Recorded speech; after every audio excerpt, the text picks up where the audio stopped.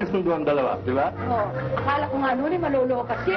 Kaya ba naman parang bulat. Kahit kasama ang kanin sunsururan lang.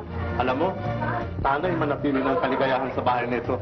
Pwede naman Paano? Pakasalan mo ako. Magandang araw sa lahat. Sa episode na ito, tatalakayin natin ang buhay ng isa sa mga pinakatanyag na komedyante sa kasaysayan ng pelikulang Pilipino, si Aru Ray. Kilala sa kanyang kakaibang galing sa pagpapatawa, siya ay nagmarka sa industriya bilang isa sa mga unang babaeng komedyante na nagbigay ng saya sa maraming Pilipino. Alamin natin ang kanyang makulay na buhay at karera na nagtagal ng halos 4 na dekada. Dito sa Pinoy Wisdom.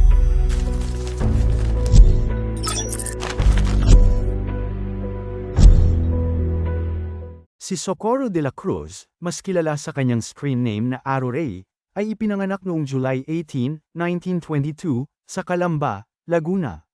Nagmula siya sa isang simpleng pamilya, at bago pa man siya sumikat, siya ay isang chorus girl sa mga vaudeville stage shows. Dahil sa kanyang natural na talento sa pagpapatawa at sayaw, mabilis siyang nakilala sa entertainment industry, na nagbukas ng pinto para sa kanyang karera sa pelikula. Nagsimula ang kanyang karera sa pelikula noong 1946 sa pelikulang Hanggang Tear. Taong 1949, kinuha siya ng Sampaguita Pictures, isa sa pinakamalaking film studios noon, upang gumanap sa pelikulang Damit Pangkasal. Mula noon, sunod-sunod na ang kanyang mga proyekto, kung saan lumabas siya sa mga kilalang pelikula tulad ng Kurdapia, 1954, Lola Cinderella, 1955, at King and Queen for a Day, 1963. Isa sa mga dahilan ng kanyang kasikatan ay ang kanyang kakaibang estilo sa komedya. Madalas siyang ay pareha kay Chiche, isa pang kilalang komedyante, at ang kanilang tambalan ay nagbigay ng labis na aliw sa mga manonood. Ang kanilang mga pelikula ay laging hit sa takilya, at si Aru Ray ay kinilala bilang isa sa mga pinakamahusay na komedyante ng kanyang panahon.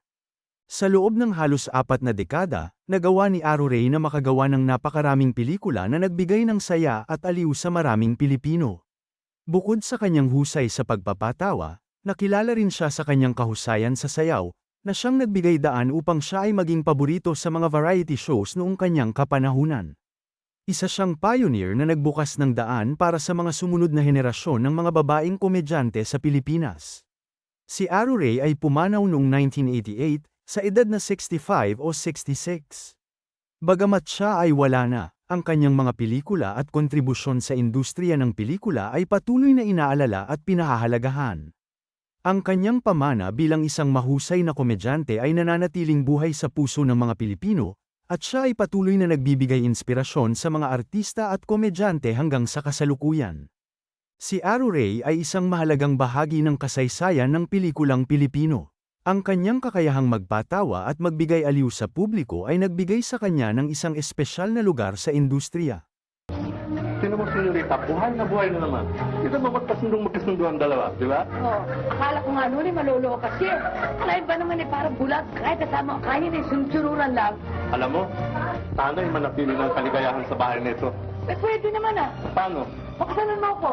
Kung ako manoko, tumahimik ka rin. Sige naman, magandang mapigura ko. Tingnan naman, may view naman ako Huwag kalimutang i-share ang video na ito upang mas marami pang makaalam sa buhay ng isang tunay na alamat ng komedya, si Aru Ray. Maraming salamat sa panunood. Hanggang sa muli, dito lang yan sa Pinoy Wisdom.